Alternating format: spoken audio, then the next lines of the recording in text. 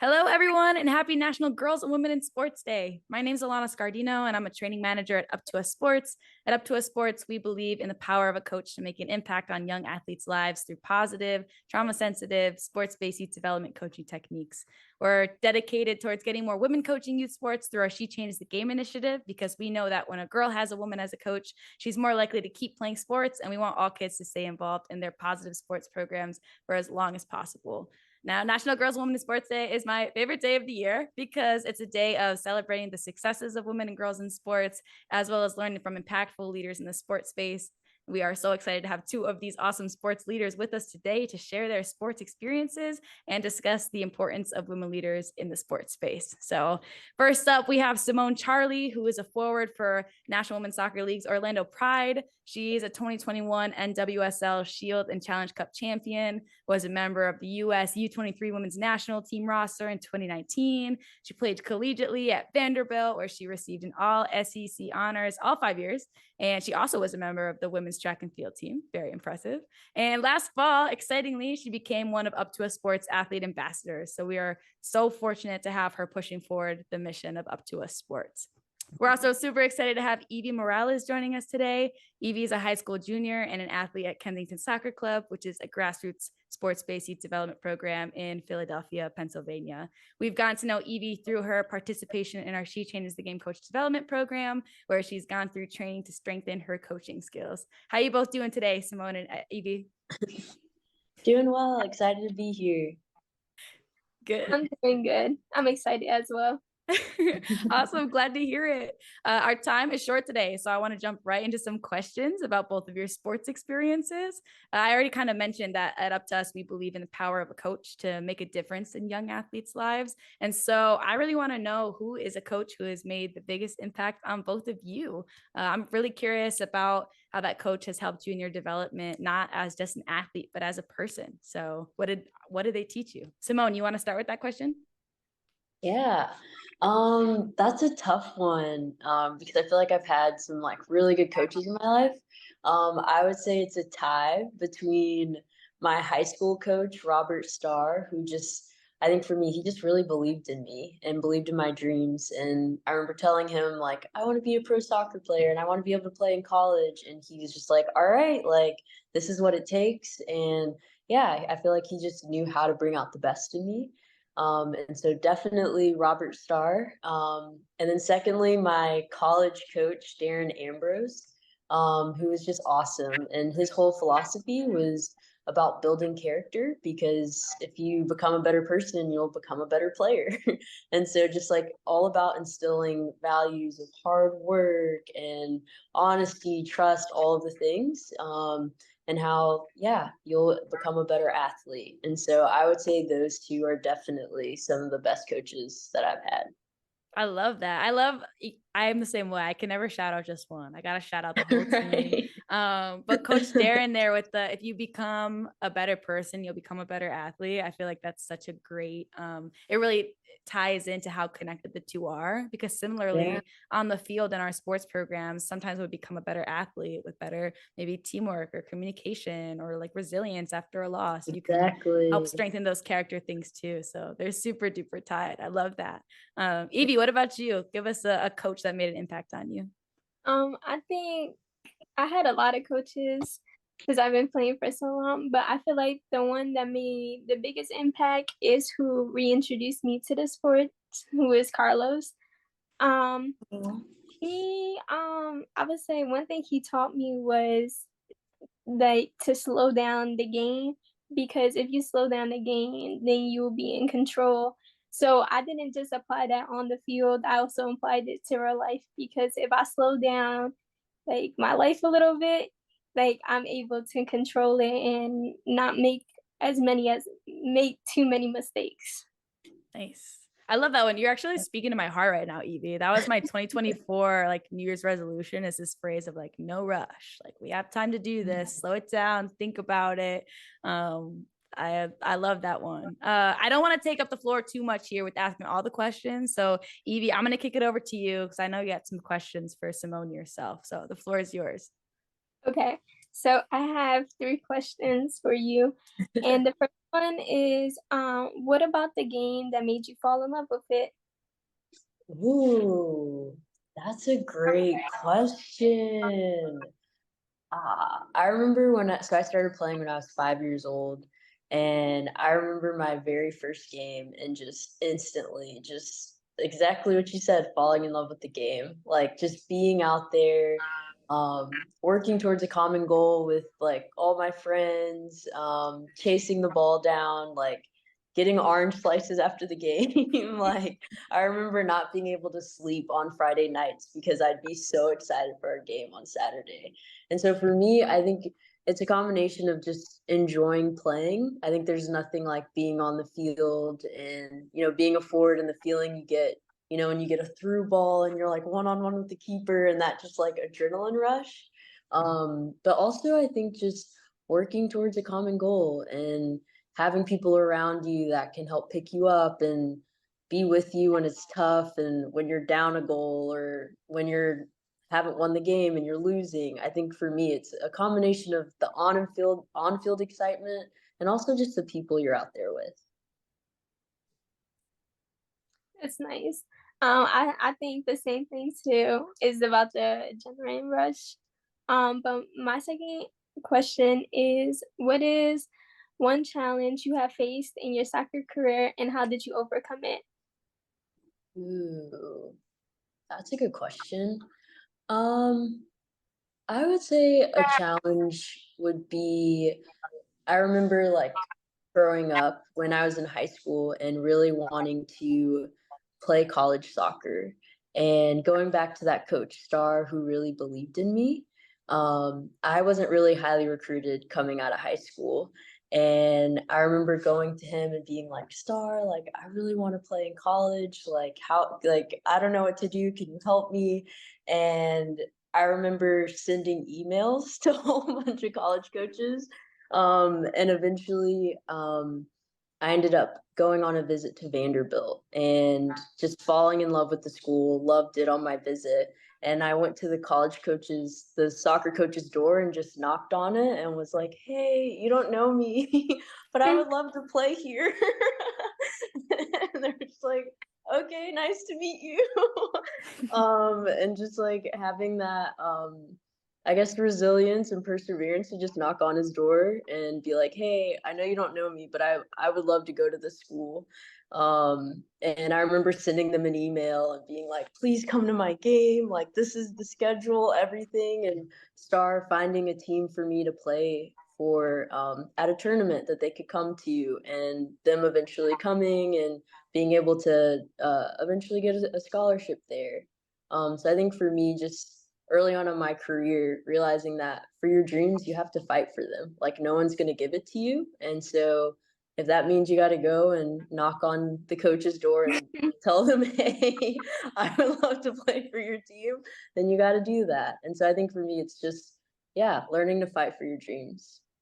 Nice. Talk about courage and confidence. Like I can't imagine, like I would be so nervous. I'd be shaking in my boots for real if I was knocking on the door of the head coach. So like, real props to you, Simone, for having the courage and confidence to walk in there and be like, hey, I know I'm talented enough. I know I could do this and I would love to play on this team. And then you didn't just like talking to your coach. You walked the walk as soon as you got there. So that's awesome.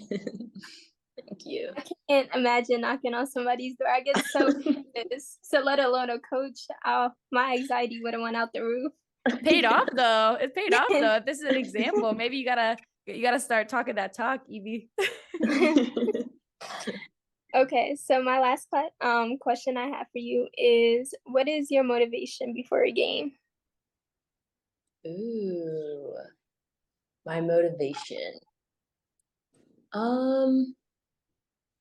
I would say I think it's interesting. It's something I think that's changed recently. I think younger me, like, focused more so on external motivation, like having goals I wanted to achieve. Oh, I want to score this amount of goals or, make the national team, all these things. But I think as I've gotten older, I've realized that like true motivation comes from the inside. Like it's intrinsic. It's something that's just a part of the journey and learning to enjoy the journey. And so I think for me, I've kind of gotten to this phase of just getting back to the basics and remembering why I love the game. And I feel like for me, that's why I play, and that's what motivates me to keep playing, because I love playing and it's fun, and this is what I love to do. And so I think for me, it's all about just actually enjoying the journey instead of focusing on the outcome.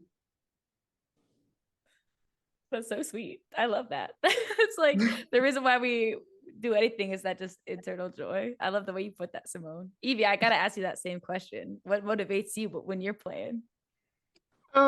It's usually like it all starts in the beginning of the season with our first game. If I score a certain amount of goals, I was like, okay, so my next game, I'm gonna score at least like 2 more. Or like if I'm in a game, I was like, and there's like 5 minutes left, I was like, I'm gonna score at least 1 or 2 more. So you're there. You're on the numbers. You're on the numbers. Yeah. I love it. I love a numbers girl. I'm all about it. Now, Evie, you've been participating in our Up2Us Sports She Changes the Game coach development program. Wait, that's a long name. Maybe we need maybe abbreviation one day. But you've been going through trainings. We had a how to change your coaching in 7 words or less training back in the fall. We had a couple other trainings come up with the like introduction to gender equity in sports. I'm curious that what's something that you've learned through our coach training so far, or other parts in the program that stuck with you? I think it was the history of women in sport because no matter like how hard they fought to get their position in sports, they never took no for the answer. And and you know, to this day there's still challenges to overcome and they still haven't given up.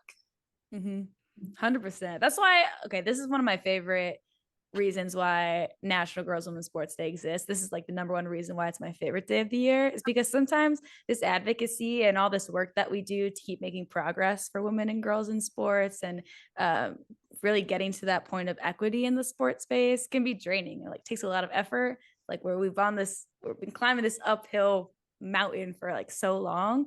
It gets tough and it can be hard to keep your energy up because it's all about that kind of consistent motivation. But I know, at least for me, anytime I get to chat with people like you, Simone, and Evie, and we get to talk about these things like the progress that's been made and the experiences that we've had, I always feel 110% more motivated to keep charging ahead. So I love it. That's awesome.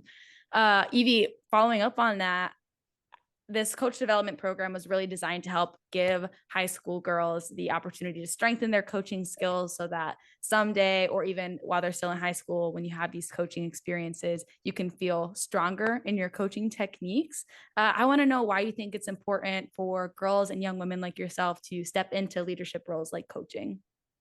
I feel like stepping into like as coaching as the first step of being a part of like leadership is because if you want to end up like on a higher position like in government or anything else, you kind of have the experience to lead a team or organization. So if you're able to do it now, then you're definitely able to do it later in life. Heck yeah. Love that answer. What about you, Simone? Why do you think it's important for girls and young women to step into those leadership or coach roles? Yeah. Well, I think first we just need women in leadership, period, because women are brilliant and intelligent. And we need women, we need female perspective and wisdom and insight in leadership organizations, guiding the ship. But also not only that, I think it's also just like what it represents for girls who see that, because then they're able to see themselves in the women in leadership and understand that they can do that too, and they can be that person as well, and that they should be there. And so I think number one, it's important because women are smart, women are awesome, and we need them leading the ship. But also, it's just important for what they represent for young girls, so that they know what they can be too. Yeah, that's awesome. I loved hearing both of your perspectives because you're definitely at different stages in your lives when it comes to the sports leadership. But Simone, you saying that importance of representation so that the next generation knows they can fill those spots. And Evie, you saying like, as you hear right now, as that next generation, like if you can step into that leadership now, you can do it later in different capacities. I love it. I love the scaling up. I'm loving the growth. That's awesome. We got one final kind of topic here is talking about not just all the success that we've had so far, but I really want to kind of look ahead because that's one of the big parts of National Girls and Women in Sports Day for me is like, okay, we have this momentum, we have this energy now. Like, what are we going to do with it? I would love to know from both of you, what's one thing in the sports industry or the sports space that you'd like to see change or improve when it comes to advancing opportunities for women and girls? I'll kick it to you, Simone, to start with that question. Yeah. Well, I think honestly, a big thing would just be more media coverage. I'm sure you guys have seen the stat, that I think only like 4% of sports media covers It's up to women's 5. sports. An impressive Oh, 5. we're up to 5. Wow. It's embarrassing. Yeah. And it's like, it's just baffling to me because you look at the numbers, you see the support like for women's March Madness, or even the numbers the NWSL has done, or going to Angel City game, and you see like people care and people want to watch women's sports. So like, why are we not putting it on TV? And so I think one positive is I know with just the change with NIL deals and things like that, you're seeing a lot of college female athletes getting the recognition that they deserve. And I think, I mean, hopefully in the future that continues to grow. And you see that also too at the professional level where it's nothing just to turn on the television and see, oh, there's a WNBA game on, or NWSL game, or the National Women's Hockey League, PWNHL. Yeah, and it's just like, yeah, I think the next step is media coverage. Yep, 100%. Especially speaking to your point about representation, like there's so many amazing professional women's athletes, but if we can't see them, it's like they aren't there, So there's only like, yes, we have social media. Yes, that's great. That's one thing. And it's awesome to be able to see kind of athletes from their own perspective, but like, come on, put them on TV. I want to be able to go to whatever restaurant, like sports bar, whatever, and just see women's games next to men's games and just be like, yeah, I'm gonna just pick whatever sports game I want because they're equally awesome, equally competitive, equally valid sports. So I'm with you 100%, Simone. What about you, Evie? What's one change you want to see in the sports world? It's the same exact thing. Because I feel like women's sports, like college and even like being professional, like they don't get enough love like men's sports do.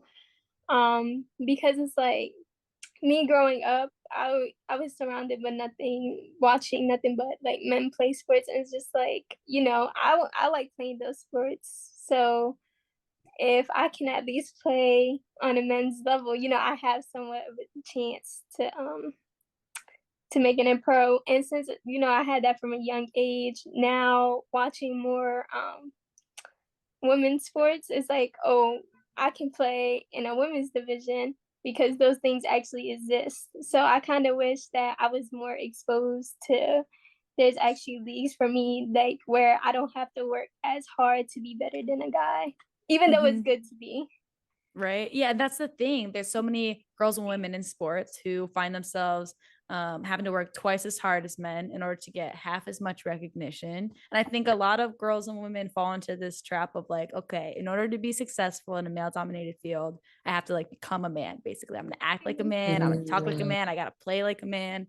And I totally understand why that happens. I totally understand and respect any woman in the industry that has had to make those adjustments and adaptations in order to become successful.